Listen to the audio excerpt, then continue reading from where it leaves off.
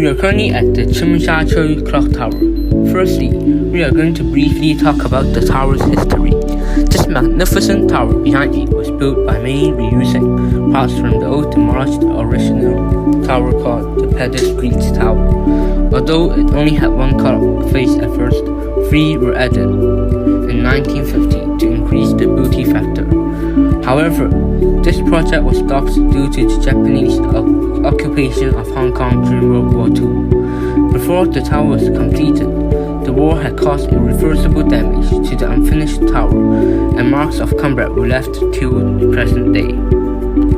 Following the liberation of Hong Kong, the clock was reactivated on the 2nd of October, 1945. The use of the clock tower's bell was discontinued in 1950 after 4 separate motors were installed, one for each face of the clock, meaning the times shown on each side of the tower were slightly different.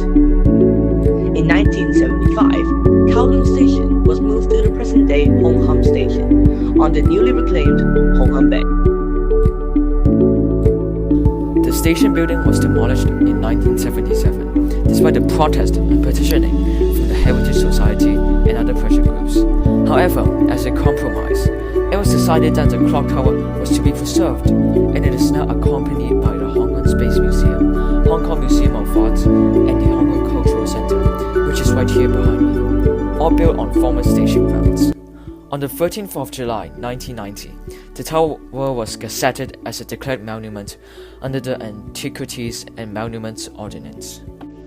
The bell inside the clock tower was on display in Sha Tin Station from the mid-1980s to 1995 and was moved to the KCRC office in Fo Tan from 1995 to the early 2000s. Finally, the government moved the bell inside the clock tower in 2010. The clock tower is at a very convenient location. Firstly, it's close to Tsim Sha Tsui Ferry Pier, which is another historical landmark. The clock tower is in Tsim Sha Tsui, so it's surrounded by exclusive shops and bustling shopping centers. The tower is also next to the Hong Kong Cultural Center, so visitors can stop by there too, mainly for air conditioning. Now we are going to talk about the architectural features of the monument. It is built with red bricks and granite, reaching 44 meters tall and is topped by a 7-meter tall lightning rod. So the overall height of the tower is 44 plus 7 meters tall, which is 51 meters tall. That's over 24 doors tall, mind you. The upper part of the tower is an octagonal dome turret built with red brickwork that contrasts with the white painted classical features of the scroll-shaped buttresses, columns, and cornices. Before the clock tower was only a tower, it was a typical British railway station. A photo from 1916 depicts a steam station, signal box, lower coordinate semaphore signals, wooden level crossing gates, wrought iron spear fencing, and the station clock tower. Sadly, only the clock tower was preserved among all of the above. We all think that you guys, foreign visitors, should come to Hong Kong to visit this stunning monument. It not only has a rich history, it also contains cultural and architectural features that are now rarely seen in the whole world. I mean, you don't see a British clock tower in the midst of the Pearl of the Orient every other day, do you? I agree with you. Also, one teensy tiny thing you guys probably don't know is that the clock tower actually laid the foundation to help Hong Kong become one of the most important trading hubs in the world. Why?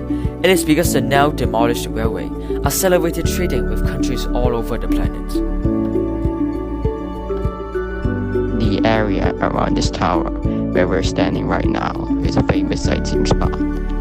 This spot is often used for special events and decorations, especially on public holidays, such as Chinese New Year and Christmas. The government puts up gorgeous decorations and illuminates them at night.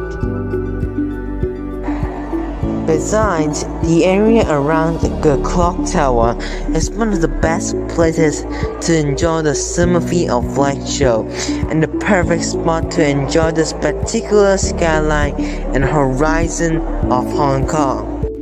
So as you visitors can see, the clock tower should definitely be on your bucket list destinations. What are you guys waiting for? Visit our website, https://www.stupid.com/trip planning for more details. We can't wait for you to visit this amazing destination. Thanks for watching this video and please subscribe to this channel.